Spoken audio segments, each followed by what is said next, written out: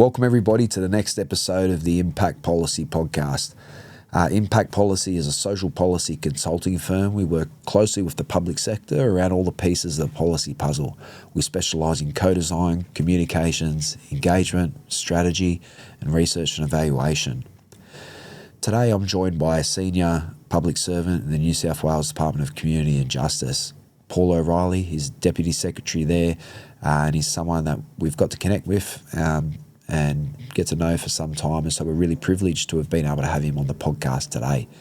I co-host the podcast really today with Kuyan Mitchell, who's a senior consultant here at Impact Policy, and together the three of us really take a deep dive into the out-of-home care system, youth justice, and the public sector more broadly. We have some really deep sort of yarns around what it means to share power, what it means to transform systems, and what it also means to look at sort of institutions that for a long time have been somewhat detrimental to many of our communities as well.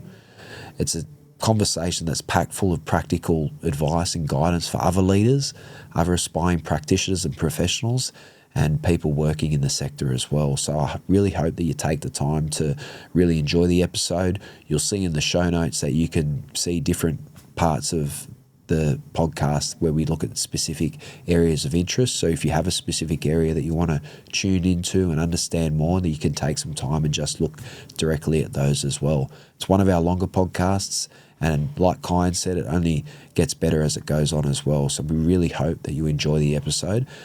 It's a really critical one. In New South Wales, we're at a pivotal moment right now, really, in terms of the reality of what it means for young people in out-of-home care and in youth justice, particularly for Aboriginal young people in out-of-home care and youth justice that are significantly overrepresented within these systems.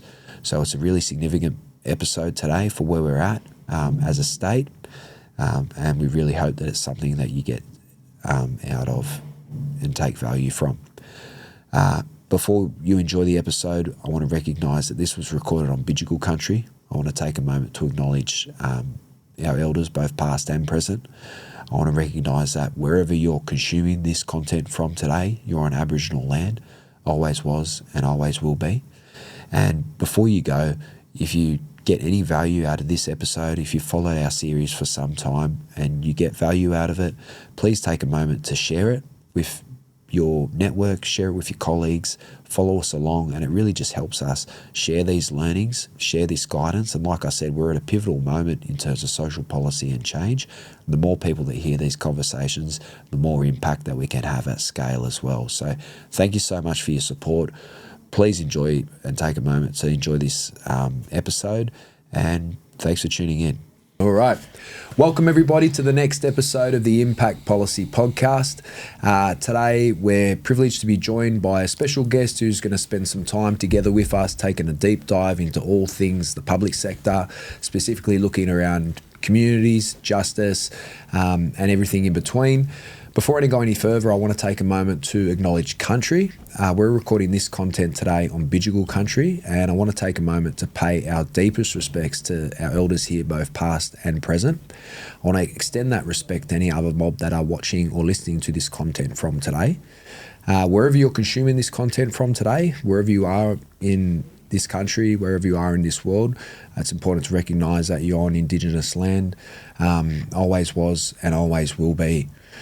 Impact Policy is a social policy consulting firm. We work largely with the public sector. We specialise in all the big pieces of the policy puzzle. We work in co-design, engagement, strategy, research, and communications. If you want to know more about the work that we do, if you want to try and support the work that we do and you get value out of these podcasts, please take a moment to follow the work that we do. It really helps us share the learnings, share the wisdom of the guests that come on and share their experience with us, and it helps us grow the audience and the impact that we have for the messages that we're trying to share with the community as well. So with that, I'll pause. I'll take a moment to introduce our guest here today, Paul O'Reilly. He's a Deputy Secretary at the New South Wales Department of Communities and Justice, and I might hand it over to you, Paul, to say hello and share a little bit about yourself with the world. Thank you, Sam. Hello, viewers, and I want to acknowledge Bidjigal Country as well. So I'm Paul O'Reilly. I head up the System Reform Division at the Department of Communities and Justice, and that includes oversight of youth justice systems and also child protection reform, out-of-home care reform. And this new division has come together in the last year to have a more consolidated and systems thinking approach to the reform. We can't be tinkering around the edges, we have to make significant change, so it's important to have a systems approach. Can you tell us a little bit about yourself and I guess your journey so far to where you got to today? Sure. Going right back, I was born in Drogheda, which is a small town in Ireland. That's where I come from. All my family's from Ireland.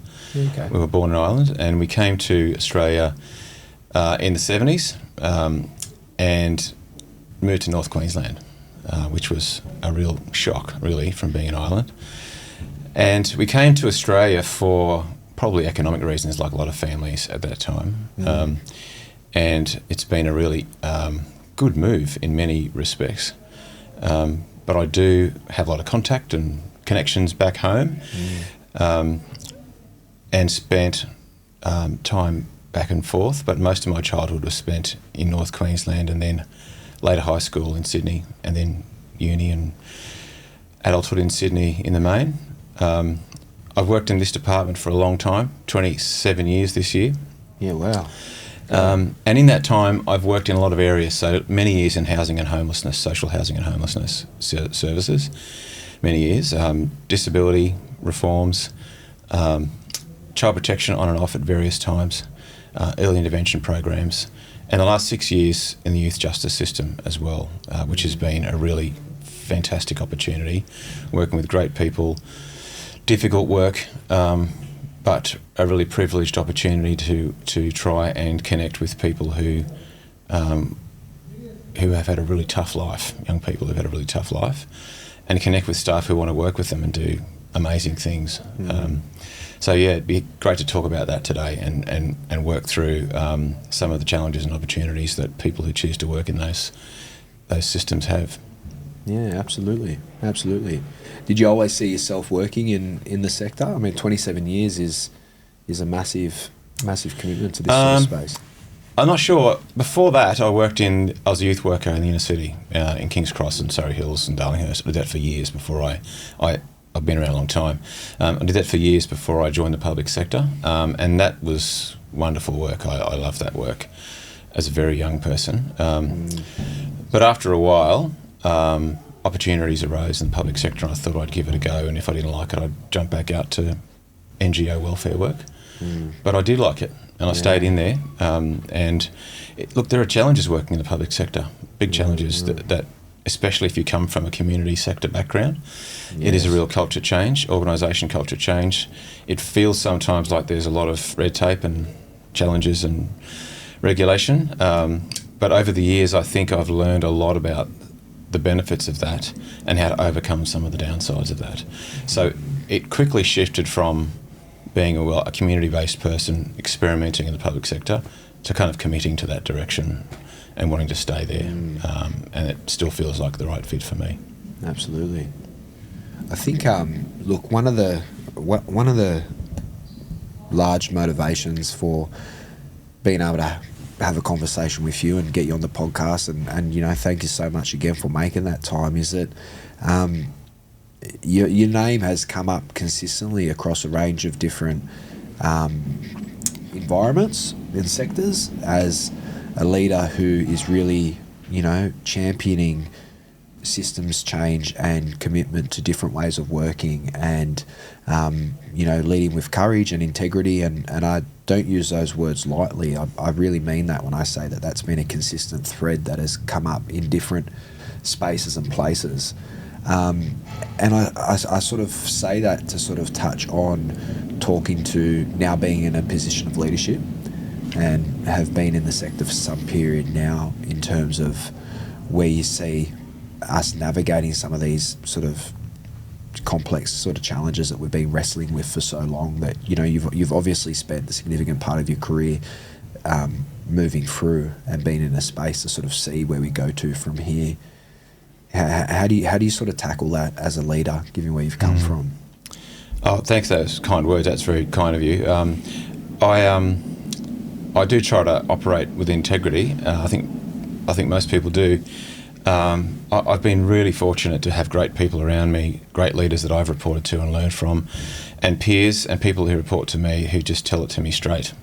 And I think that that's really important, is being willing to create an environment where people can talk straight.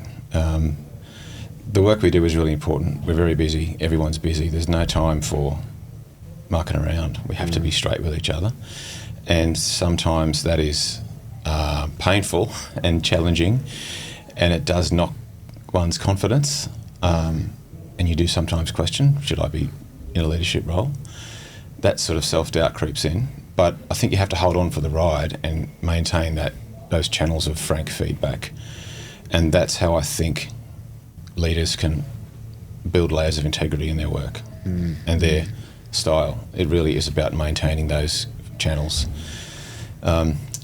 Sometimes those feedback sessions or moments where people don't feel like they've gone very well, but it is really important to maintain contact, dust yourselves off and keep the conversation going, and hang on to what you have in terms of common goals. And people around me have been gracious and generous, even when I feel like I've let them down and not led the change that I should have led fast enough, or gotten it wrong and stumbled and been slow to pick it up. In balancing competing interests sometimes in our work, there are choices that have to be made in balancing competing interests. Don't always get it right, but people have been very patient and gracious, and working with Aboriginal colleagues in all of my roles, going right back, that has been the case. People who work in, whether it's youth justice or child protection or out of home care systems, or people who choose to work in the public sector in a system that has a colonial basis like ours, it's a big decision for an Aboriginal person to make, and I absolutely understand and respect that. So that's got to be part of the starting point in building a working relationship. And so, again, people have been very gracious and generous with giving me that frank feedback all the way along. And sometimes I feel like I'm good at implementing that. Sometimes I feel like I'm not good at implementing that, but it is a commitment to try and get better at it. Yeah, absolutely. And I think, that honesty and that frankness in terms of recognising that you're not always going to get it right is also a reflection of that style and that leadership. One thing I think that has come up consistently, and I mean you might be able to give that some context as well there, Kuyan, too, is courage to recognise the need to do things differently in a system. I mean, I think you talked when you introduced your, I guess, sort of priorities and ways of working now, in terms of a big part of that being systems change. And, looking at your journey from, the streets of King's Cross as a young person, as a youth worker, to now leading up significant systems change at a state level. And one thing I've noticed in my time being connected with yourself is the recognition that there needs to be a shift in terms of how we do what we do. Is that something you've seen, Kuyan, in terms of that sort of sector alongside Paul and in that sort of space too? Yeah, I guess only coming out of the sector recently, to create the shift from my perspective, which is probably more limited to yours, but it does take courage. It takes real purposeful courage to do things that are hard, because, like you said, they're colonial systems, so they're resistant to change. That's just the nature of them. It's a design. Yeah, it is the design. So I think, for leaders to be able to acknowledge it, and also to have the humility, I guess, to acknowledge that sometimes we go wrong. Because having also we've all worked in the public sector at different times. That's an experience that we all share. I was going to ask Paul, you spoke about working on the front line. I would imagine that not many people at your senior level have had a similar experience of being youth workers in the Cross, working with kids in out of home care and things like that. How do you think your experiences on the front line serve you now in this high-level leadership role? I think there's a mix, to be honest. There's a few people at DepSec level who have a similar background now, but it wasn't always the case. There's been a bit of a changing of the guard, I think, in the last few years. But I take your point. There are some who come to these roles at this level with a very different background, that's for sure. I think I have crystal clear memories of being a youth worker. It's like it happened yesterday. Like, they are really clear memories, partly because I was very young and shocked by some of the things that I saw and did. And back in 1992, it felt like there were no WH&S regulations. Like the number of times I had to go to St. Vincent's to get stitches and stuff from the work that I was doing, just from breaking up fights or, horseplay or whatever. Totally. I've lost count of the number of times. But I came out of that sometimes violent workplace with what I would call post-traumatic growth. That was my experience, my personal experience of it. And it's not like that for everybody, but for myself, that's what it was. And for others I know as well, post-traumatic growth, as opposed to post-traumatic stress, that was my feeling of it, which is why I have such crystal clear memories and why they are fond memories. And so my connection with young people back then was the joy of the work. And in this work, there are rare opportunities to do that. But when I have them, I really enjoy them. But it does help me have great conversations with all of our people who do have those conversations all day in their core business. Like really good conversations. I understand when they feel exasperated. I understand the hope in their face when they've had a good interaction. I understand the weight that they feel when they haven't been able to affect change with a young person, that horrible feeling. Absolutely. I understand the feeling of having to attend young people's funerals. And one of the memories that sticks with me that is not a fond memory is the number of funerals I had to go to, because at the time I was doing that work, there was a huge flood of heroin in the inner city. Absolutely. Enormous, and lots of young people were ODing. And that was a really hard part of the work. But I understand that emotional journey of building an attachment, an appropriate attachment with a young person, understanding why they're behaving the way they're behaving, and just supporting them to make great decisions. And those basic principles of casework and support work apply in so much of the work that our frontline staff do. And it's funny how those memories come flooding back really quickly, and in a very unconscious or subconscious way sometimes, and they just inform the way I engage. And so it all feels very natural, those conversations. And there are times in this work where we have to make difficult decisions, and we have to do disciplinary processes with staff, and we have to pick up on performance issues. Sometimes we have to identify that people are not suited to the work, and we have to make decisions, and those are tough as well. But I feel confident making those decisions, having worked in those frontline areas for so many years and understood the cut and thrust, the pressures, the opportunities. I think it gives me helpful insights when I have to make good decisions, nice decisions about bringing people in to work with us in the front line, but also having to make tough decisions when people can't stay for whatever reason. That's an important part of the job as well. Hope you're enjoying the episode of the Impact Policy Podcast. Impact Policy is a social policy consulting firm. We work really closely with the public sector around navigating some of the most complex social policy challenges we're experiencing today. We specialise in co-design, engagement, research and evaluation, and communications.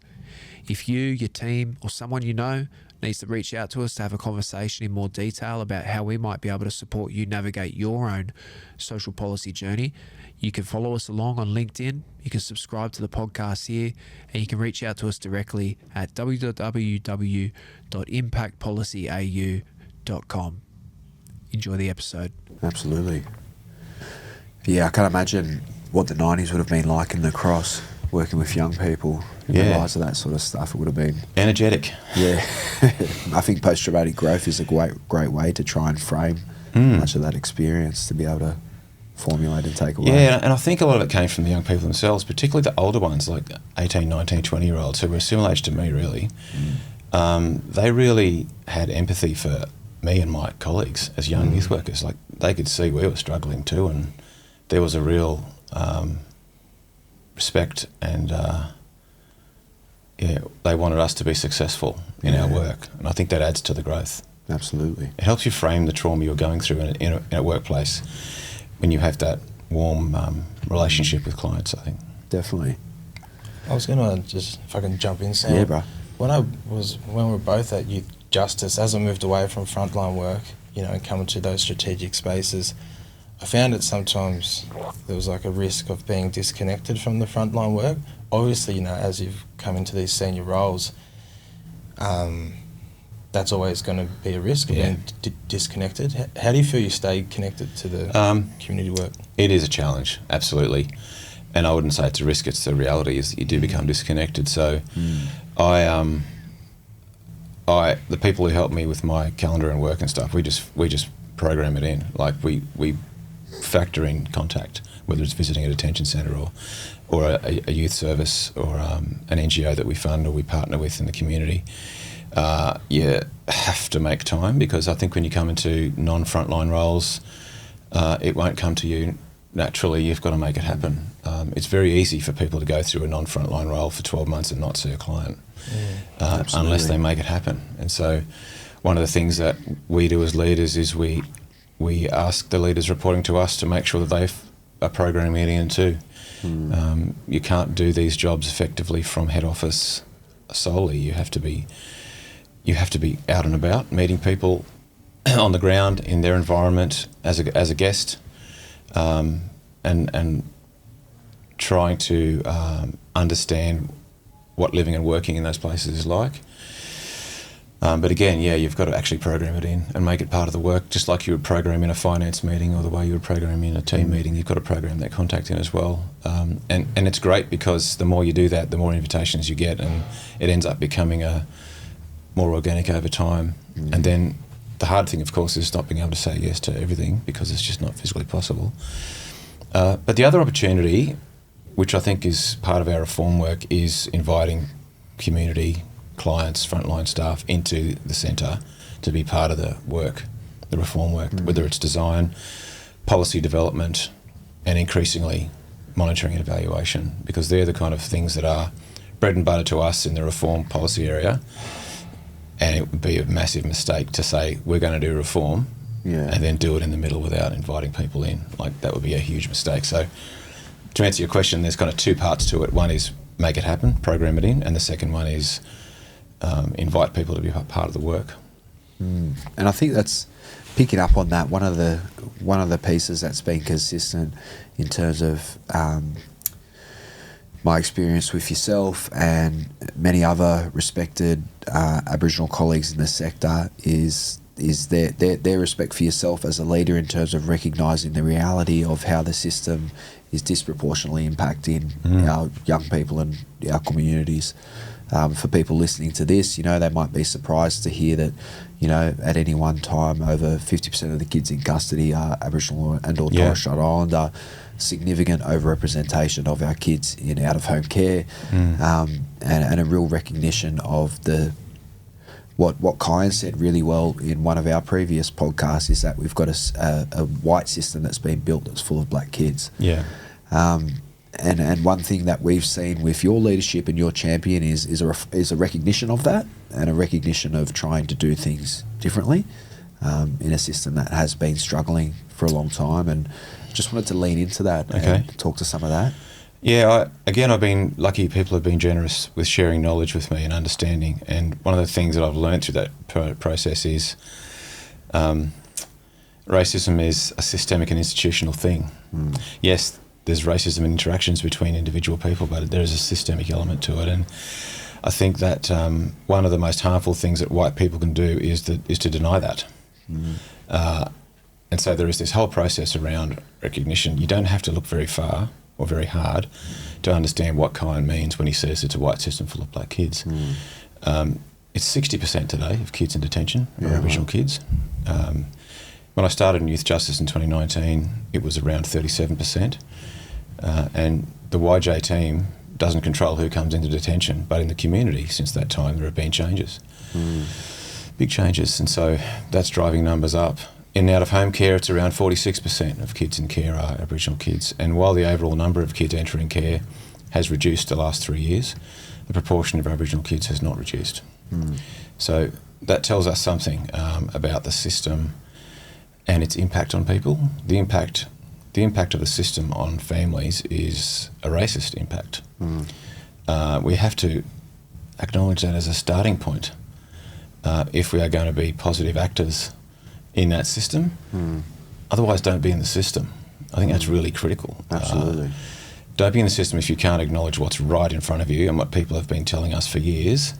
And don't be in the system if you're not interested and engaged in working out what we need to do to improve that situation and change that situation.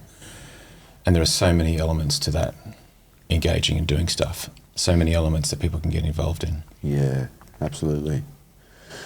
For people listening that are passionate about the youth justice sector, maybe they're in New South Wales, maybe they're across different states and territories, what do you see as some of the sort of fundamental sort of systemic priorities in terms of trying to see shifts in that sort of space?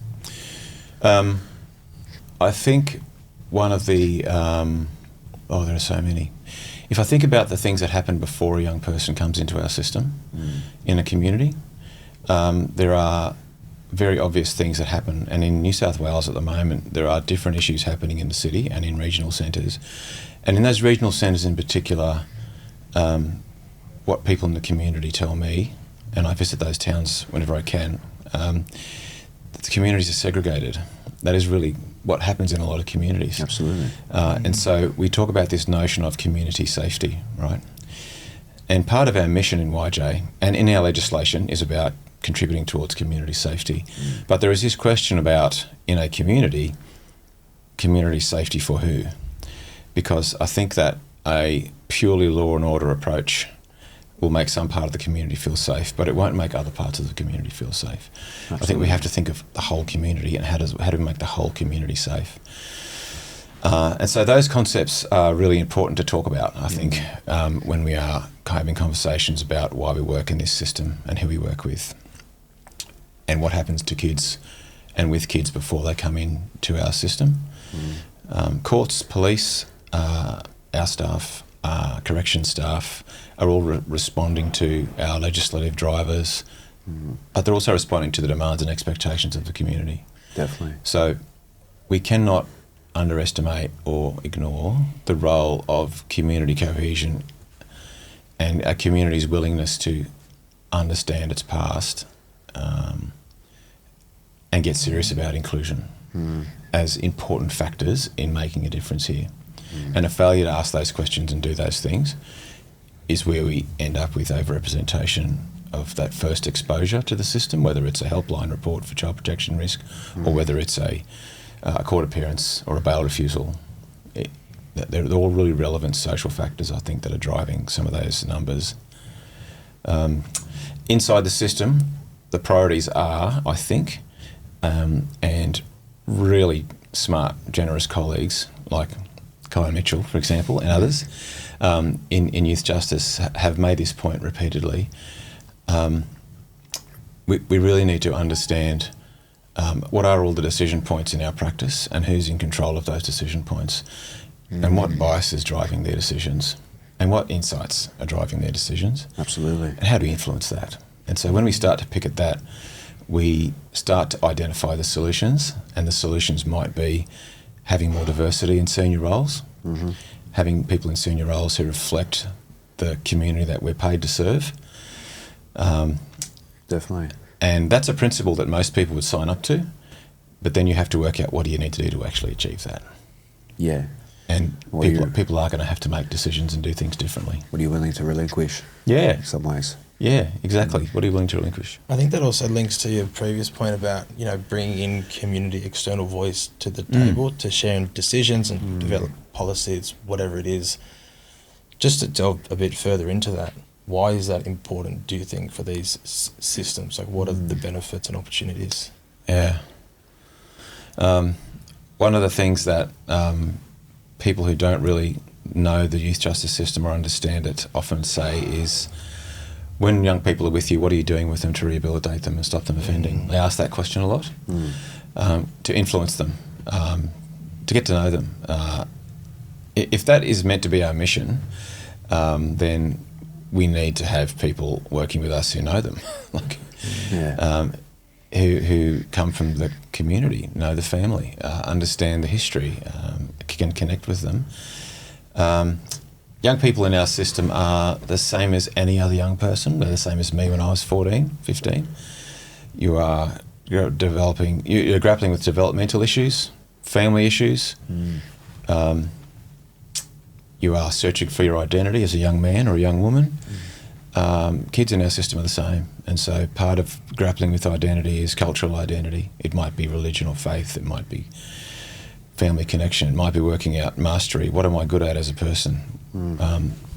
Those are the things that feed my self-esteem and confidence and so on. We are going to be so much better at that if we have people from outside our system who know those kids and families helping us with that, you know. To do that on our own without accessing those insights from the community is like half doing the job. Yeah, absolutely. And the thing about having the right people in decision making, again, we can do that and monitor ourselves doing that, but again, it's only doing half the job. We are much better having monitoring that is diverse. People from the community monitoring our performance and monitoring our fairness. And just to like sort of bring that together with some of the conversation we had earlier about racism and institutional racism, you know, as you know, I've seen you and others push towards that, having these community voices, black voices in spaces where traditionally they haven't been.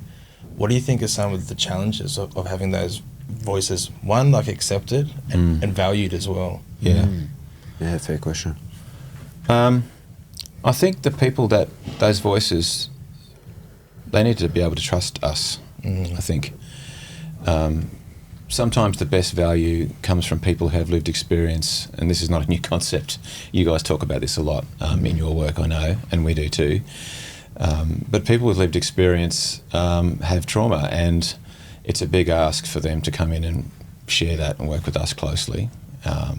Some of our best practitioners inside youth justice have lived experience as well, but they need to be able to trust us. We need to provide some level of security and safety for them to do that. Absolutely. So, and I think a failure to take that seriously is one of the first barriers, and ask the tough questions about what's going to take to make this feel safe. What's it going to take to build trust and to make people feel like they are partners in this work, and not just a visiting expert that'll be switched on and off when it's convenient, but or there to be a third-party endorsement, but someone who's willing to tell it like it is and be listened to. And what I found in that is our critics are generous. Like, they are eager to point out when things are going well. Like, they're eager to point out good practice as well as point out problems. That has been my experience every time. People are incredibly generous because they want us to see us do well, and they want to encourage good practice. So it's one of the barriers, Kuyan. I think other barriers are this basic concept of power, and in YJ we have shifted our strategic plan and rewritten it around the closing the gap priority reforms because they're just so elegant. You know, those 4 areas around setting up structures to share decisions and share power, building up ACOs, transforming the institution, sharing data and governance of data. Like, they're very elegant concepts which are so applicable to the work that we do. So that first one around sharing power and sharing decisions, I think we have to have a lot of conversations internally about what that means, what the opportunities are, and what the gaps are going to be if we don't do it. So that's the other barrier, I think, to bringing those voices in, is breaking down that power structure and feeling confident and comfortable to know that it's okay. In fact, it's great. It's best practice to share decisions with people who know the business as well as or better than you do, and certainly know those children better and their families better. We have contact with kids for a short period. Those communities have contact with kids for years, so it makes perfect sense to include them in the process.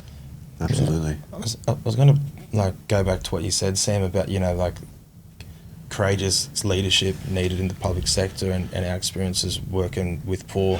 And I think to go to that cultural element, as black fellas, maybe in a Western sense we think about courage, you know, with strength and maybe power, you know, but in our cultural sense, you know, and this shifting of power and being vulnerable and being like willing to take a risk or do something in a different way, like I think that really aligns with Aboriginal people. And like, you know, some of the work we've done, and I've seen you do, it's with other Aboriginal people, I feel like it's leadership that's receptive to our mobs because it's things that we value. Absolutely. You know, and you touched on like culture and the role of that for a young person, their identity. It's something that's like we speak about a lot, and it's really personal to us.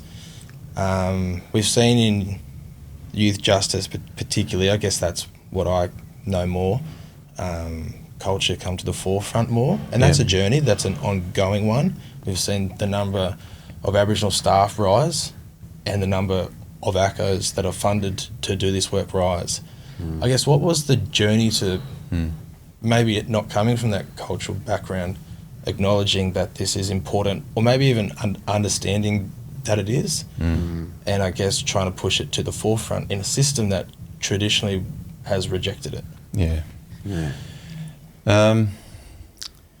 I think that there are a lot of white people and white leaders who are on similar journeys, and so it's important to keep your eyes and ears open and watch and learn, I think.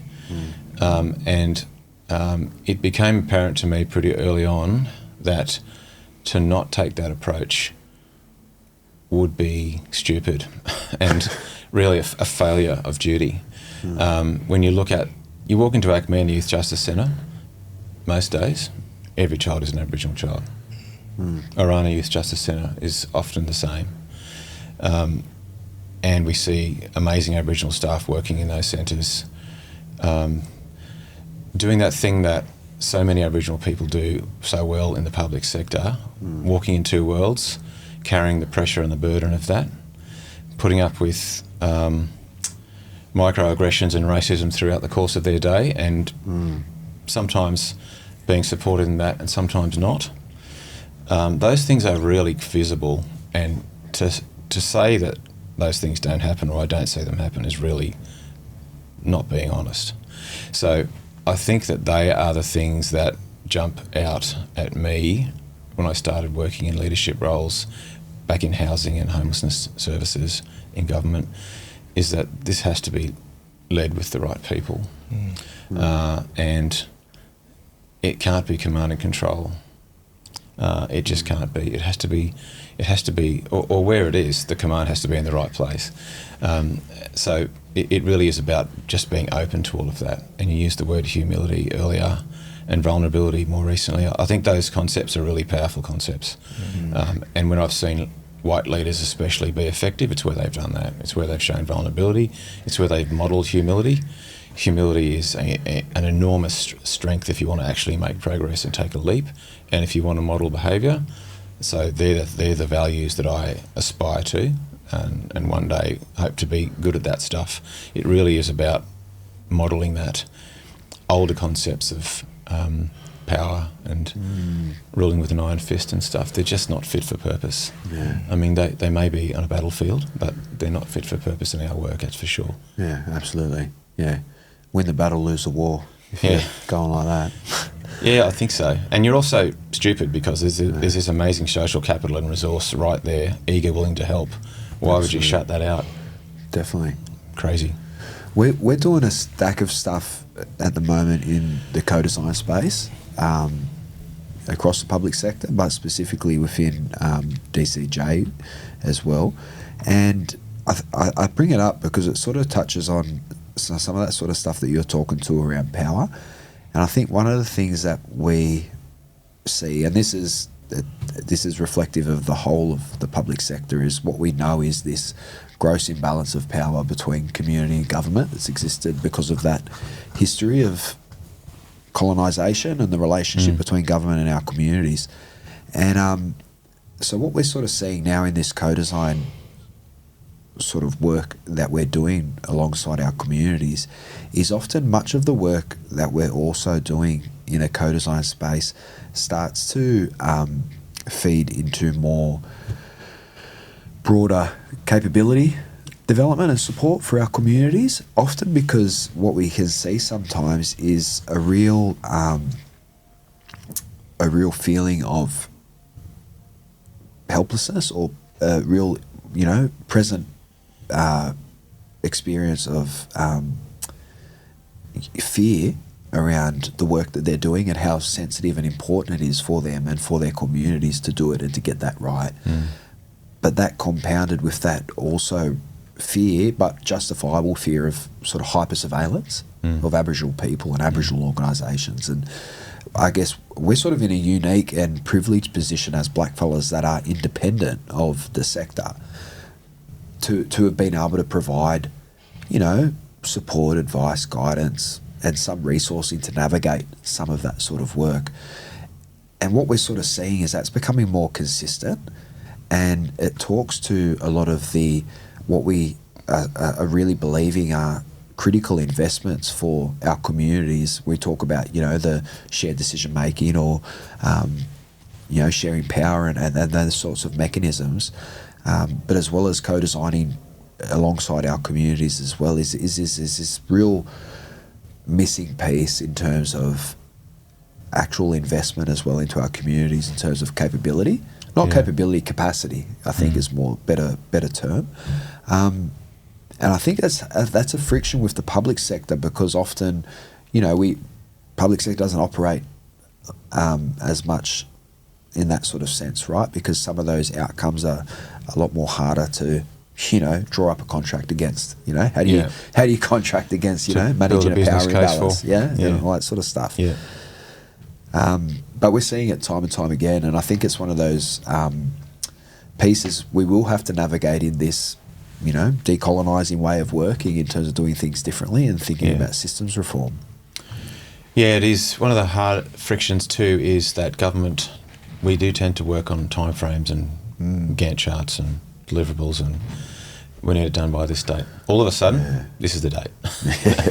But the work you're talking about, of course, is a slow burn, and it's taken a long time to get to where it is, and it's going to take time to build it. And when I've done work or had conversations with people about co-design with you, Sam, and with others, I feel that tension immediately. My mind is, nearly 3 decades of public sector training. My mind is, okay, when's it going to happen? When's it going to be done? And in the conversations, what I'm hearing back is, hang on, which is really a great message. So that's part of it. I think is the time frames are not aligned. And when we think about what's behind those time frames, sometimes there's political drivers, or sometimes we're trying to solve what feels like an acute problem for us in government. That's why it's an urgent time frame. But really, if you think about what's in the interest of the community that we are paid to serve, we need to take a different view and think about it more deeply in terms of building capacity and capability. It has been difficult. I think our process of engaging in that co-design work, supporting the capability and funding and resourcing it is immature. There's no getting away from that. In the work that we do in our out-of-home care and child protection reforms, we work closely with CAPO partners. We work with the regional assemblies as well. And in those reflections, I often think of us as willing but immature partners, the public sector. We are willing, we are excited about it, but we're immature partners, I think. So we have a long way to go. And so when we do this major reform work and we put up our business cases to the decision makers in government, I think as we get into this work more, we have to find ways to be costing and measuring and making the case for that capability building on the community side as well as on the public sector side. One way to think of it might be a holistic business case, a holistic cost-benefit analysis. That might be another way of looking at it. And there might be project-specific cost-benefit analysis to get something happening. It might be the build of some community infrastructure, for example. But there is also the long-term slow burn business case and return on investment for investing in capability. that's an area where we need to do more. There are things happening, most certainly, and some of the funding allocation and work that Capo is doing is absolutely focused on that, most certainly. And the regional assemblies, shout out to Barangan Regional Assembly, by the way, very impressive organisation that I'm learning heaps from. They get it, like they understand the role of building capability in a community. We're blessed to be able to partner with them. So opening our eyes and ears, as I said earlier, I think. Yeah. And then being willing to do our planning and funding differently. Yeah, absolutely. It's it takes a level of leadership and willingness to do things differently, right? That investment into understanding what's needed as opposed to sort of what's outlined is sometimes a bit of a discovery journey. And you might go on a co-design sort of journey with a community and quickly learn that, like, you might be building something and designing something together, but if we want this to work, if we want this to have an impact, then we can see critical gaps that exist here. And if we want to set this up for success, we need to try and find a way to invest and address them. Hope you're enjoying the next episode of the Impact Policy Podcast. Impact Policy is a social policy consulting firm. We work closely with the public sector around navigating some of the most complex social policy challenges we're experiencing today. Our team specialise in co-design, engagement, research and evaluation, and communications. If you want to speak to the team about how we might be able to partner, collaborate together, and do some great work, you can reach out directly to myself, sam.johnson@impactpolicyau.com. You can check out our website for more detail, impactpolicyau.com. And you can follow us on LinkedIn and stay up to date and subscribe to our free newsletter and everything else that's happening across Impact Policy HQ. All right, now let's get back to the episode. Yeah, the other element, that's right, the other element is the silos. Governments are set up in silos for a particular reason, and we often are critical of the silos. Silos are great in some other ways. They have deep expertise and technical skills and focus, which is sometimes what we need. Yeah. But the downside, of course, of silos is that they are not set up in a way a community is structured. Yeah. And so one of the things that we are starting to see more and more, the central agencies in New South Wales government in particular at the moment, I think are getting really good at bringing the silos to the table and then to a community. Yeah. So that it's a joined up conversation about what needs to change. I think that's a shift I've noticed in the last 2 years, where we're starting to see that a lot more. And you can really feel the tension in that sometimes, because the silos themselves, whether it's DCJ or health or education or whomever, are used to working in a particular way, and we all like working collaboratively. But again, it's about the difference between willingness and maturity in working collectively. But I have to say, I feel much more optimistic about it now than I have in previous times, because I'm seeing great signs of that collaboration. Definitely. We're doing some, I'll probably take a bit of a segue for a moment, because me and Kuyan are doing some co-design work with a community social enterprise, and it makes me want to ask the question around funding.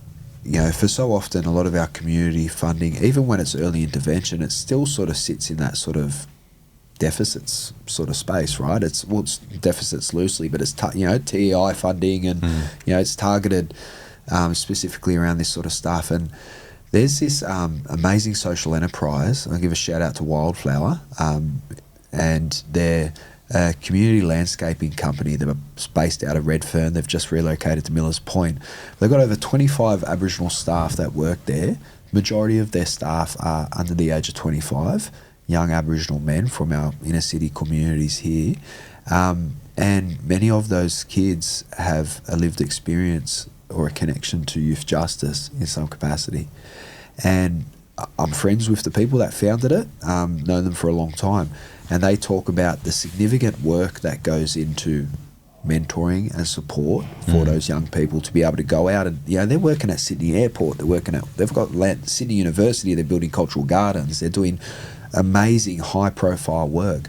But the energy that goes into do that work and do that work well and make sure it's sustainable for those staff is significant. And it's done well because it's led by mob that understand what's needed. But we talk a lot about closing the gap, and we talk about, the priority reform areas and transforming government and doing things differently.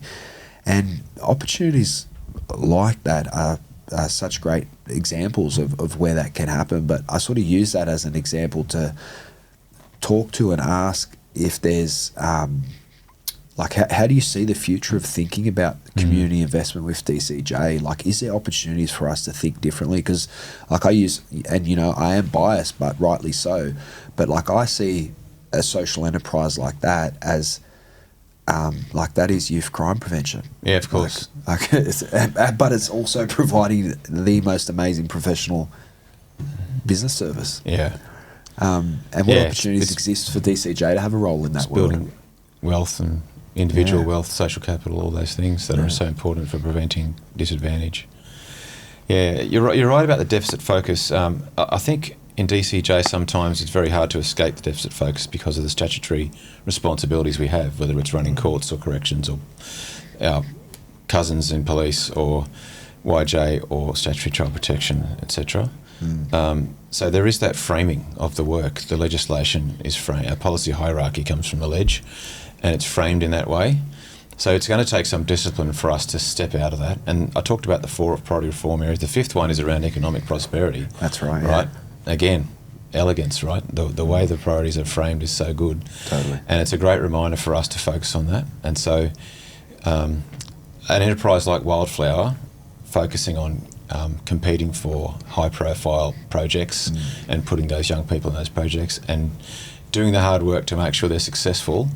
You're right. It is about getting those kids and their families away from the surveillance, away from the radar, and having great lives. Yeah. That's what it is. And when we think about the drivers of disadvantage that bring people into those statutory services we run, whether it's risk of harm reports at the helpline, whether it's, again, being picked up by the cops, all those sort of triggers for contact with statutory systems.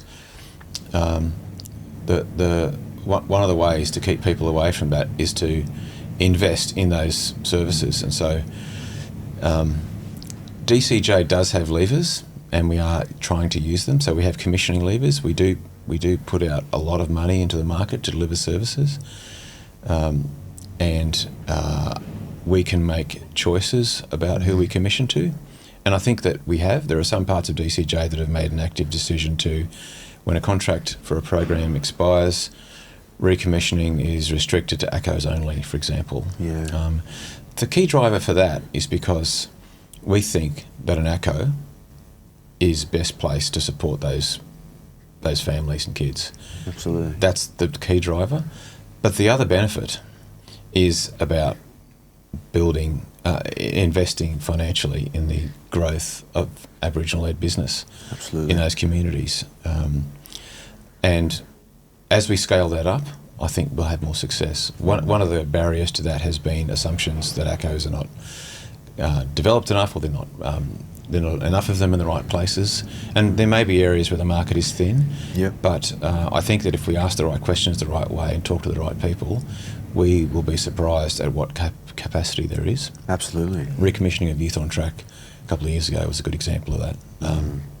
People in the YJ team led that work. And we saw some very exciting Aboriginal-led consortium go for some of those contracts, doing incredible work. And they are changing the way that eligibility settings are applied, changing the way that kids are taken into those programs and connected to other services. So it's adding so much value because it's Aboriginal-led in those communities. So it's a long-winded answer, I guess, Sam, but when our department is so centred in those statutory roles, we have to be much more intentional about getting away from the deficit thinking. Yeah. It probably isn't enough to say stop thinking deficit. We have to actually actively think about where the levers are, because so much of our attention has to be focused on doing that statutory work properly and safely to a high quality. Definitely. So where's the space in that to then look at the opportunities for investment in social enterprise Yeah, or Aboriginal business. definitely. So there are other things we can do as well where we need to bring in professional services for strategic work. We need to think about, well, who are the clients this work is for? Okay, well, what are the sort of businesses we should be partnering with for that consultancy or professional service work? Definitely. I think that commissioning example, is a great way for other people listening to start to think about how they can sort of do that sort of work as well. And I think, honestly, it couldn't have been more of a stark comparison. Like, I was out with Kuyan at Cobham a few weeks back, maybe now. There was a cultural event on, and one of the young people spoke to the audience there and just said, the targets are failing. Basically, with all the courage said, we get in here, we're promised jobs. When we get out, there's no opportunities, there's no employment. Talk to all these different sort of stuff, as clearly as anybody could, with that real lived expertise. And literally the next week, Kuyan's out at Wildflower at the office, and an ex-client that he used to work with in YJ in the centres is working, just come back off the tools, hey, what's going on? And it's there's a gap here we need to. There's something that needs, and at the same time, this organisation's doing critical work, but like any business, is dealing with the realities of making sure that continues to flourish and grow and provide for everyone that's there. So, I don't know if that speaks to you, Brad, but I think just that stark reality of those two worlds colliding within the week of each other. Yeah. Extreme worlds. Yeah. It was a really telling moment, when you're supporting an enterprise who's trying to do this work, and then someone you knew through the system is being employed by them for 6 months, which a couple of years ago would have felt unlikely with the path that young person was on. Many of his friends are in custody now, It was such a telling point, and I agree, there are dots to connect, and I think, the more funding is restreamed, like you're talking about, Paul, to ACCOs, to community organisations. I think another part of it, which has started to change in some areas of the public sector, but I think there's room for more growth, is decisions on funding being community-led. We're starting to see that more. The decision-making. In tendering processes. Yeah. I think that's a really key element because, I know from living in Sydney, when I first came into the strategic space, decisions were made by people living in Sydney, and being from Cowra, I just knew that sort of didn't make sense. And I watched that sort of change over 18 months, and I've seen better decisions being made. And also it means that you're working with integrity. Because as an institution, you can say, actually, we took a back seat. And I think that's really powerful. I guess, how do you see, when we're talking about funding, we saw these young lads in Cobham doing cultural work, dancing, and there's money in there. How do you see funding moving, I guess, or do you think that funding opportunities, is there an opportunity to move away from institutions further into the communities sector? That is the goal. We want, one of the overarching principles of the Reform Division, our Reform Division, is statutory systems need to be tiny. They need to be as small as possible, and kids and families have contact with them only when necessary, and where there's an alternative, that should be the option. And certainly that's what drives Children's Court magistrates. It's what drives the Police Youth Command. It's what drives our staff. But we are not there yet. And one of the challenges with detention, youth justice, is, as you're suggesting, and you're right, the vast majority of the financial investment is in the detention centres. That's where most of the funding is, because they are so costly to run.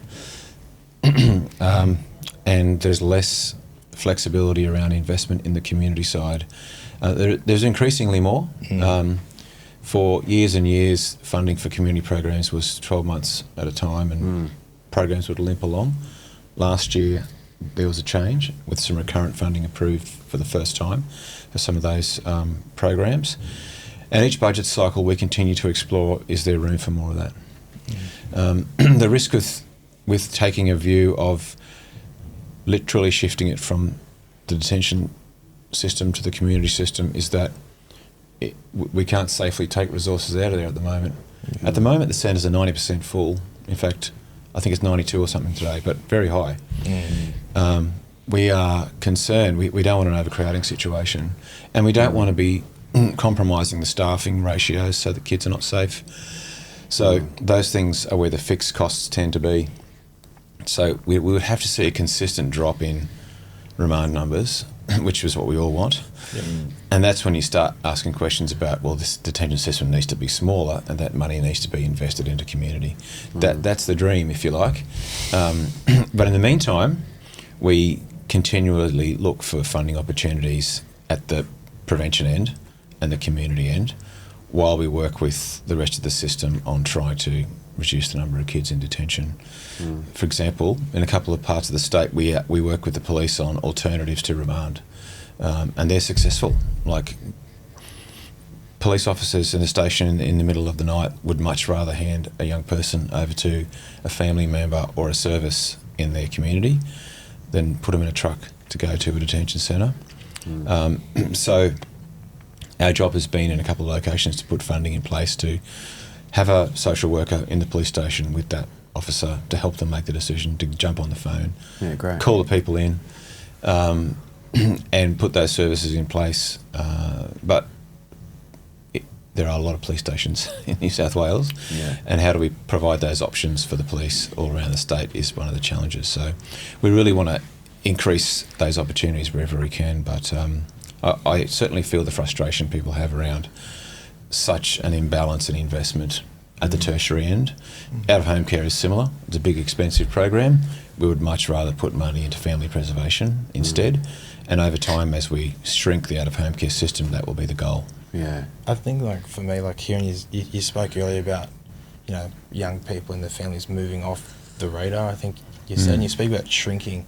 You know, I was in a Target 11 Close the Gap community meeting a while ago now, you know, and there was police representatives there, and they're saying, you know, we want to build better relationships with the Aboriginal community here. It was out in Mountie, and Daniel Daylight and his crew there said, we don't want a relationship at all. That's our goal. And it was such a moment, like, it was such a telling thing for me, like, with the penny drop, like, that's right. Like, we don't need a positive relationship. We need a positive relationship so that we can eventually have none.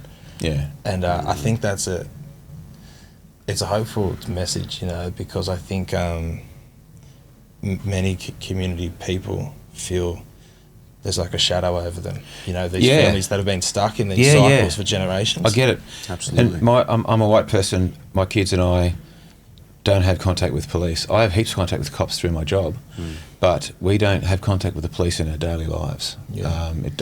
We don't. We are very aware of the privilege and the absolute imbalance that exists in communities, and some communities have to contend with a lot of surveillance.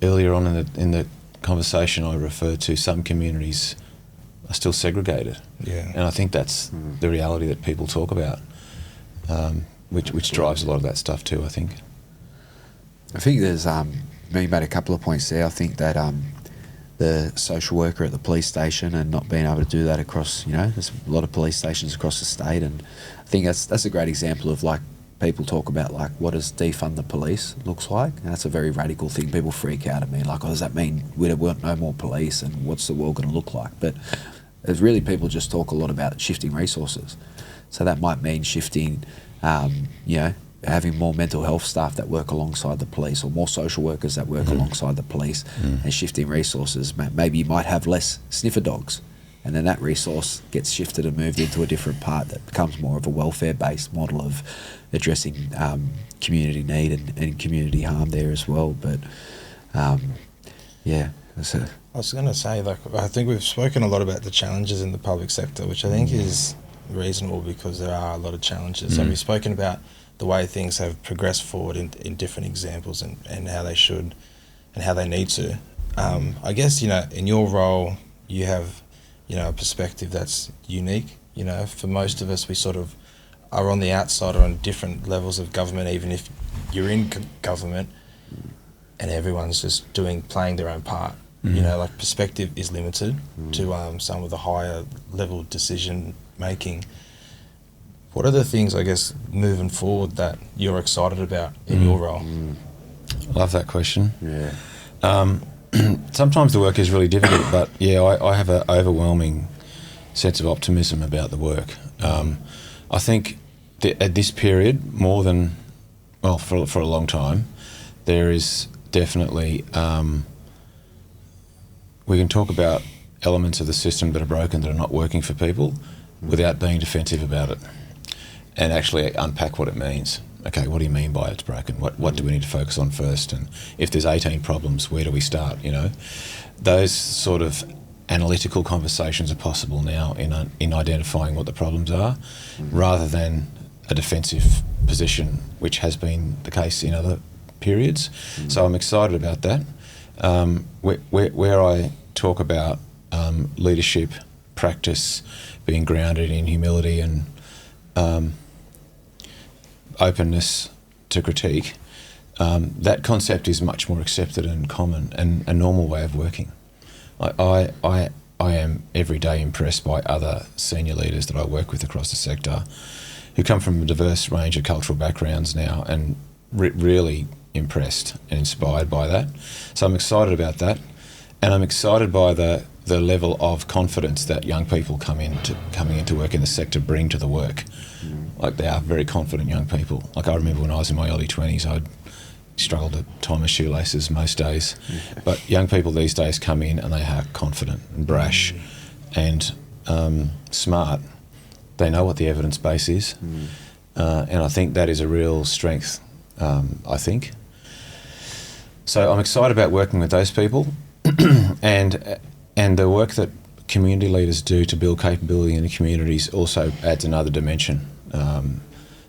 Again, it comes with confidence and it comes with critique, and we have to keep being willing to be open to that and learn from that. But I'm excited by that as well. I think that the ACO sector has grown an enormous amount, and it's really diverse, particularly in the non-statutory services like early intervention, prevention, family supports, health, those sort of sectors. There's a lot of growth and capability and thought leadership in those groups as well. And as long as we remain and become more open to that, I think there's a lot of hope for the work that we are going to do. So when government is given options to consider, when we take options to Cabinet or Parliament for legislation reform, the variety and sophistication of those options is going to be so much stronger than if it was just old school public servants and consultants working in a dark room somewhere. I think there's a lot more openness to that. Some of the things that worry me a little bit are sometimes the way that our work and community work with are described in the media is really difficult. There is we talked about deficit focus. The way the media talks about young people is really deficit focused, and I think that is very undermining. But getting back to the optimism, I think people are waking up to that, and I think that people are not willing to tolerate it as much. Yeah, absolutely.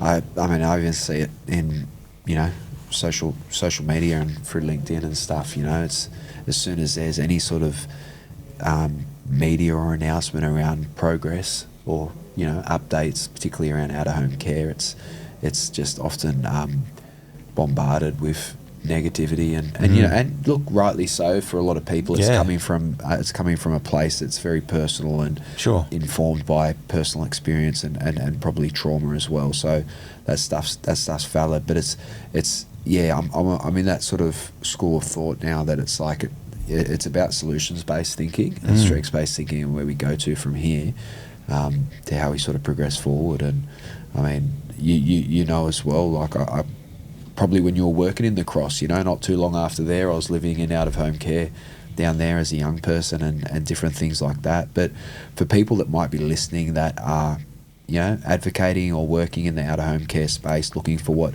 a better future might look like, and a lot of people talk about, that the system's not broken, it was just designed this way. And it's doing exactly what it was designed to do. What are some of the sort of big levers that we can sort of see moving forward? Yeah, great. I think that one of the biggest levers is family. So We often talk about in this system an out-of-home care system where children become entrenched, and we have commitments to restoration and reunification, but we don't achieve that as a system. And families often talk about their experiences of trying to achieve restoration and the trauma of the court process and all of that. But when we go back to basics and we talk about the moment when a statutory system first has contact with a family in response to a report, from that moment, we need to, and we will, think much more seriously about what is the role of the family, the parents, the surrounding family, as leaders in the decisions. So when we go to assess risk, assess risk and safety, but what are the protective factors that are right in front of us? And if we picked up the phone and rang 3 family members, what safety and protective factors are available to make a different decision? Or if there is a decision where risk is confirmed, it's all the more reason to bring the family in and work with the family from the beginning about what those things are that we can put in place to keep the family together. Or if parents need to go and do something, whether it's rehabilitation or medical or whatever, who are the other family members who can support? That sounds simplistic, but when you talk to families, and I'm sure you do, parents in particular, it's not how they describe their experience a lot of the time. It feels a lot more rugged than that. So that's important for that first contact, and my view is that will inform better decisions about who's coming into the system and who's not. Once people are in the system, we need to be much more effective at maintaining family contact throughout the period that they're in the system. One of the things that we are doing this year is taking more control over foster care recruitment and taking a more sophisticated approach. Foster carers come to this work with different motivations. Kinship carers or family are often caring because they have to. And they do it. They love the children, they want to do it, but it's not something that they had planned to do necessarily. There are some people who come to foster care because they are trying to build a family of their own. That's what some people are motivated by. But there are other people who are really good at caring for a child where the plan is restoration and there is a respectful partnership with the parents from the beginning and all the way through. And I can't get out of my head this situation in Western Sydney, a real case, a successful restoration story where the carer took the lead and invited the dad into the house on a regular basis for Sunday dinner. And eventually, in accordance with the plan, when that happened, she went out and left the dad and the son alone for Sunday dinner. Yeah. Restoration happened. Now they invite the carer around for Sunday dinner, you know. Wow. Yeah. That's a real story. And what we learned from that is respect for parents and the role that they play. Even if they've had contact with the system at the worst time of their lives and a risk decision was necessary, if we can manage to keep that family connection in place all the way through, there is every chance that we can support restoration. And I say this with the greatest respect because viewers of the podcast have lived experience, so I totally understand that. But restoration is always possible if we do that work. And there are lots of young people who achieve that connection after care. Yeah. Turn 17, 18, 19, 20, 21, and it's possible. That's a beautiful thing for those families. But it can be so much better if we deploy that family lever with more respect and equality. It's almost a similar principle to the youth justice conversation. Have the right people in those critical decision points, whether they're Aboriginal workers or community partners or family members, have them there all the way along. Yeah, absolutely. There could be a placement that's in trouble, a placement that's breaking down, we need a solution. Yeah. Get the family back together again. Totally. I see like and I think you touched on that with the support for families, but moving away from that sort of, you talked about looking at risk and then, what are the other protective factors that are right here in our face as well, and but shifting our approach to this sort of work away from just the child to looking at the family as a whole. And we know that there's someone that's been removed as a child, there's a higher likelihood that their children will get removed from them at a later date as well. So in many cases, what we're also dealing with is the failed impact of intergeneration. Yes. Or, Yes. impacts too. So that for me, that even more so says that we actually need to zoom out a little bit and think about ROSH reporting and intervention with families as a whole of family response. Yes. And treating these parents like children, and coming in and seeing this young mum or this dad and going, hang on a second, like this is probably a young boy or woman who never had their needs met, is dealing with the most complex of trauma or needs. And actually, maybe if we also structure some resources around addressing those factors as well, then the reality that this family will stay together and be completely functioning just like their next door neighbours is significant as a result of that. And I'll lean into my own lived experience and bias when I talk to that, because that was the reality for my sister's experience down the block, taken away on a Friday night, issues of neglect, but a family that was, significantly present and cared about her. And I always reflect that if there was the same level of support or resources that focused that was focused on taking her, that was invested in supporting the family as a whole, then that unit would have, I could have seen a different future for that family unit at that time. And that would have involved, you talked about the silo stuff, and the impact of that when dialed in, but also, the need for whole of government sort of intervention as well. We are talking about a whole of government response. We're talking about the mental health sector. We're talking about, health and well-being as critical components of that. Opportunities in schools, all of that. Education is, we know, and that leans into that youth justice conversation too. We know education is one of those critical points when we identify, risk at an early stage of desistance from education. But the other lever, to answer your question about home care reform, child protection, is accountability. So I think we have to take a fresh take on accountability in this system.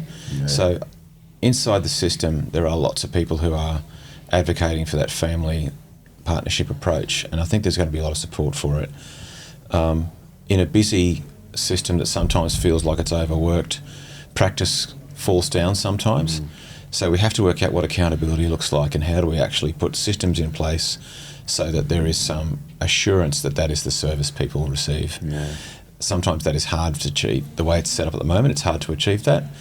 But I think that if people are watching the reform, critics of the reform who are so important to getting it right, having critics, they're the kind of things that they are hopefully going to be helpful in holding us to account for. What's changing in the accountability framework or the accountability systems so that, for example, if a young person is in out-of-home care with an NGO and there's concerns about the quality of care or resi care and concerns about the quality of care, what's changed with the accountability around that in the reform? If it's child protection assessment and we're promising to bring the family in but the family is saying we don't feel that we've been brought in, what's the accountability for that? They're the things that I'd like to be measured on in the future as well, because there is life-changing impacts on kids if we make a mistake, and secondly, if we haven't been held to account and rectified it. Yeah, absolutely. I know that there's a lot of work going on, and BJ Newton and a group of experts and advocates are leading that work around ARC. The acronym's ARC, and I think this is the Restoration Task Force. Yes. Critical work, and really great work, and some bright minds behind driving a lot of that sort of stuff. But one of the things that I often, and I've contributed in some of those conversations too, and I think from my lived experience, what I remember is like there's such a significant process procedurally through the courts to actually, for a young person to become a ward of the state. To then start to actually be talking about restoring after that sort of happens. And I think about the significant sort of opportunity and need for that sort of, what they're designing and the concept and thinking that's going in there, actually, really being there from the front end. I think about it, if my family and families that I've worked with since then as a professional before I came into the public sector, if they had that, independent advocacy and support process to be able to navigate that journey, then conversations around restoration, ability to participate in these processes would have been a lot more significant. Yeah. Like my parents didn't have the understanding to know that they were at case conferences. You know, like they would come into case conferences and you know, have to be removed because they're like, the fuck are we doing talking here? I just want to see my daughter. Like I don't care. Like there was no, but if they had someone who was independent from the system to be able to sit down with them as a black fella and say, hey, look, like, bud, this is the purpose of why we're going to be here today. I know you probably fucking hate these people, but the outcome that we're going to try and get to is that, you know, we're going to work towards this. And the ability to be able to be present in those systems where there's such a gross imbalance of power. And as you said before, sometimes an intergenerational experience. Yeah, absolutely. Yeah. And so we're getting it wrong because we're setting parents up to fail because they can't participate. Like we talk about, our core values at Impact Policy are access, equity, inclusion and justice. And that informs how we think about everything. And it's the same sort of thing. So we think about that from process with families. It's like, well then, if we've taken away someone's child and this is the process that we're asking them to participate in as part of that journey, what are the factors that exist or barriers that are visible that we need to make sure are removed so that that person can fully participate in this process? And that's something that I think if we invest in that from the front end, what we'll find is we'll actually be able to build stronger relationships with those families and then maybe increase their ability to they're still probably more than likely going to have to go through this process and maybe go before the court and all that anyway. But their ability to have some agency is going to be so much more stronger because of it. Yeah. This is about institutional humility once again. Yes, the department is administering a statutory power and a statutory function, of course, everybody understands that, but it needs to be done with humility and respect. Often practitioners talk about the really good restoration practice and really good family preservation practice at the front end is the same practice, a very similar practice. Yeah, absolutely. Because you are identifying and partnering with family members to construct a happy and safe life for a child and parents, and restoration is about rebuilding that. It's really similar practice.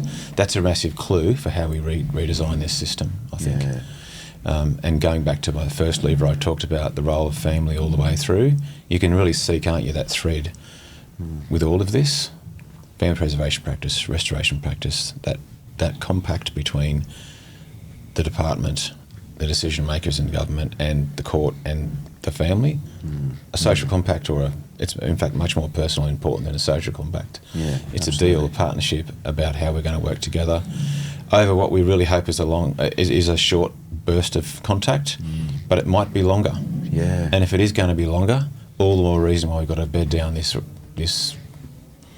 way of working together. Absolutely. And, you know, let's agree on how we'll be accountable to each other for this, you know. Totally. Let's agree on that. And where you need advocacy, let's get advocacy. Let's get it. Let's get someone in the room who's not you, who's not me, and is not working for me, but is here to help you understand what's happening.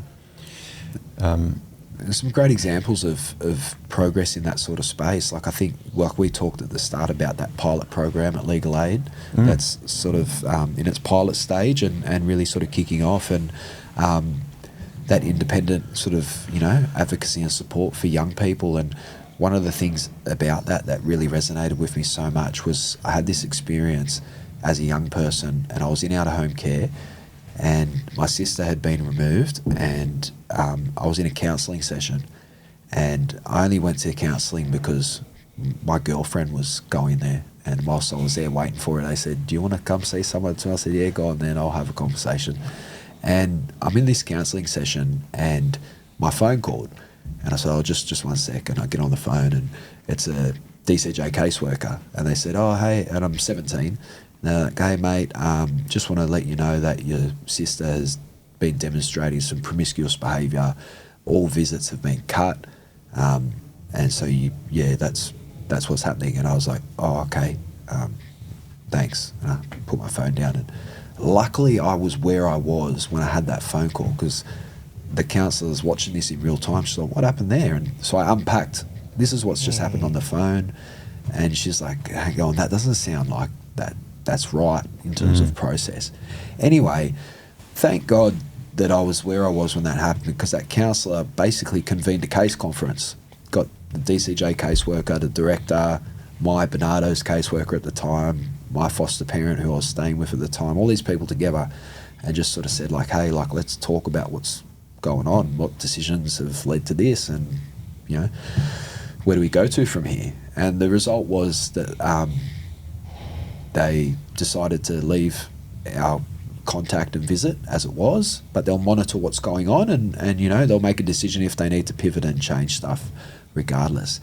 And thank God, because I was the only contact that my sister had to her family or community that existed anymore. She had, you know, 4 visits a year with my family, court ordered. And so that independent advocacy work that I think of, that legal aid, you know, when we produced that work for them, I sort of said to them, I said, like, that's the sort of stuff that I would have needed if I wasn't in that room, and I needed somebody that could have been a voice for me. I was 17, I had no agency to be able to say, hey, I don't think that this is okay, that I'm not allowed to see my sister anymore. And so when you talk about that independent, you know, what does advocacy and accountability look like, it comes back to some of those yarns that we have had as well around, like, being okay to, you know, what can you relinquish, or, you know, how can you share, you know, power in some sort of space in this sort of way. And it means, you know, we have to be okay as a sector to let the curtains down a little bit, you know, and stuff like that as well. Yeah. Well, one of the things that is helping with that is the work of the Ombudsman and the Audit Office, who've delivered some pretty compelling reports into the system in the last 12 months, which are published. People can read them. Yeah. And we have to respond back to those reports this year. They talk in detail about things that need to be reformed. And I think it's helpful because there are plenty of advocates inside DCJ, caseworkers and others, who are advocating from the inside for the kind of changes that we need, and they're really great leaders, thought leaders in this work. But because it's a big institution, there is always going to be a limit to the extent to which it can solve these problems to in a way that supports the community effectively. Yeah. And so your description of, you know, opening the curtains and letting, that is our commitment to do that. But I have to say, having those oversight bodies publish those reports has been really helpful, because it just brings an objective reading of those issues out on the table. Everybody can see it. We'll be held to account for our response to those recommendations. And that, I think, is a really good accountability piece for us.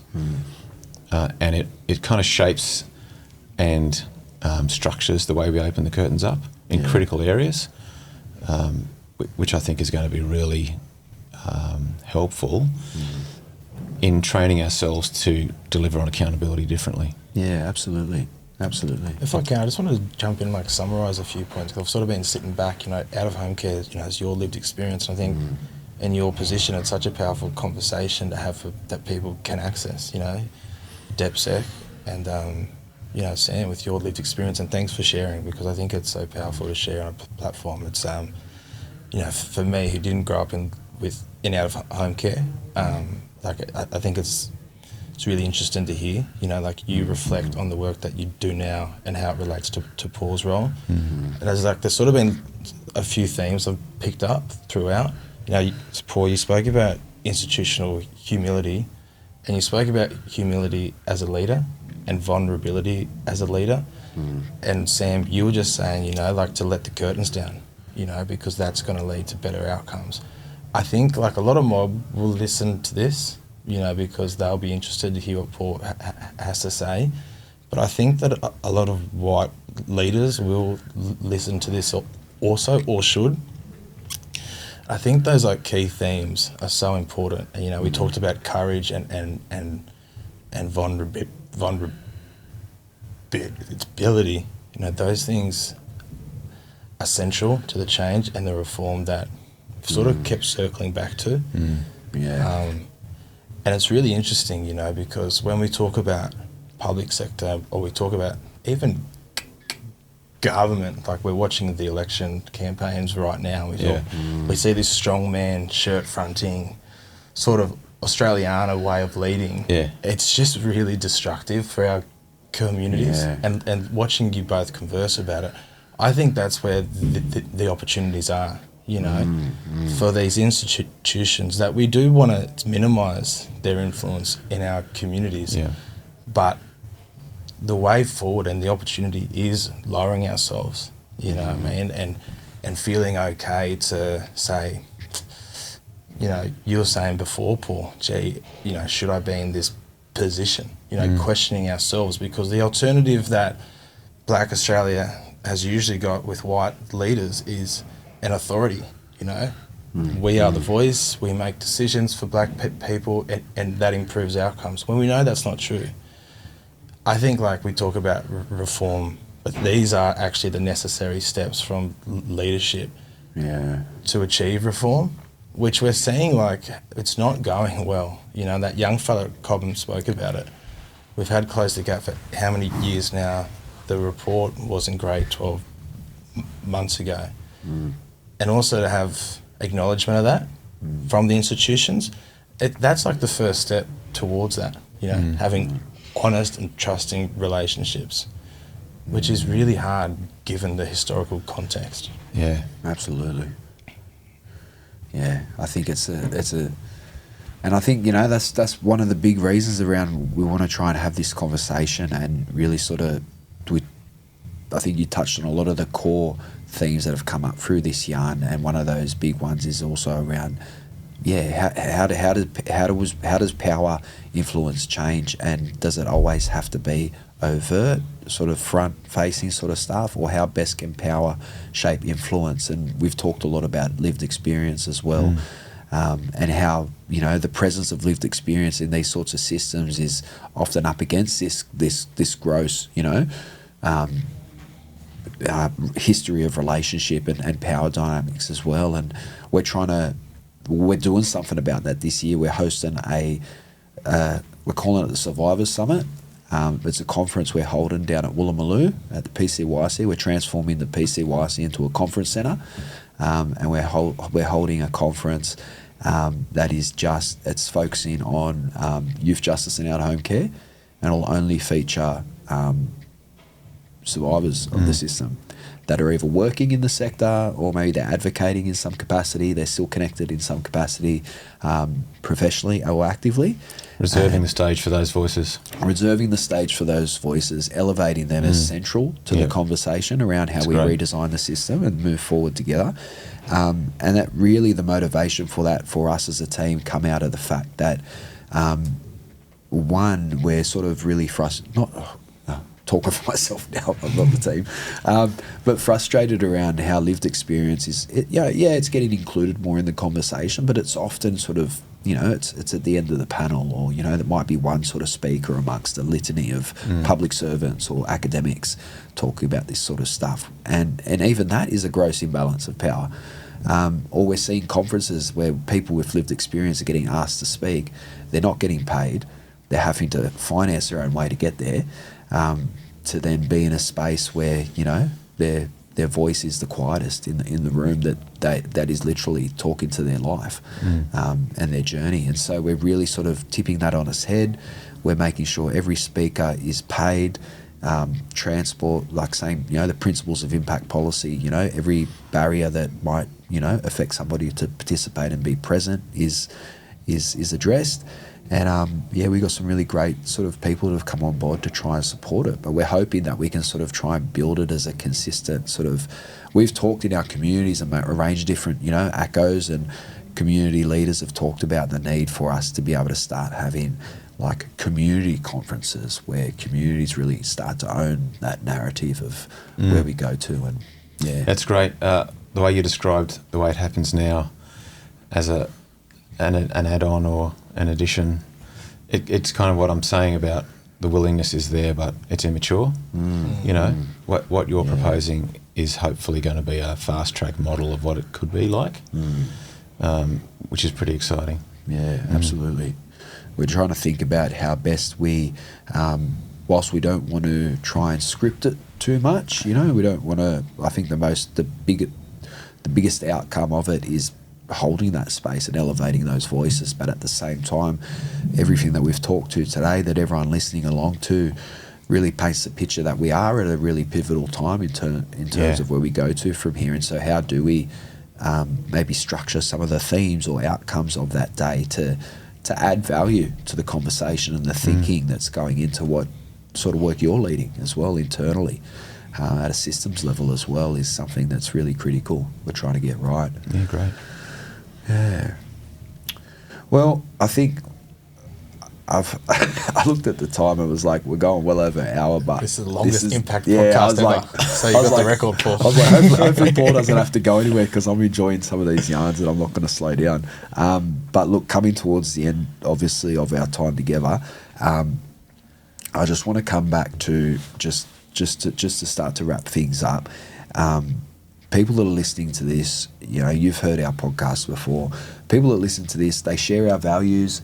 They're active professionals in the sort of social policy, public sector space. They're also community members as well that listen to. You've talked all about a lot of critical things, but if you had to leave a sort of key message for somebody listening along that's maybe working in this sort of sector, something that they might want to take away, is there anything that you just want to leave for anyone listening along? Yeah, thank you for working in the sector. We need you. The work is just so important, and it's paradox, really. It's such important work that we want to make bigger and better and more effective than ever, but we also want to make it really small. And like we've talked about, Kuyan, the statutory systems we're trying to reform here, they shouldn't have to be in people's lives unless they absolutely are necessary. And there's a better way of doing it. There's a better way of doing it where the family is in the conversation and in the plan all the way through. So my message is thank you, and help us work more effectively with those families. All right, awesome, unreal. Well, thank you so much again for making the time. And thank you both. Hopefully we get to stay connected, and you know, as the reform journey continues to progress, maybe at a later date we can come back on and revisit how that journey looked and that would be what great. we got to learn from it. All right, thank you. Thank you. Paul. Thank you both. Cheers, mate.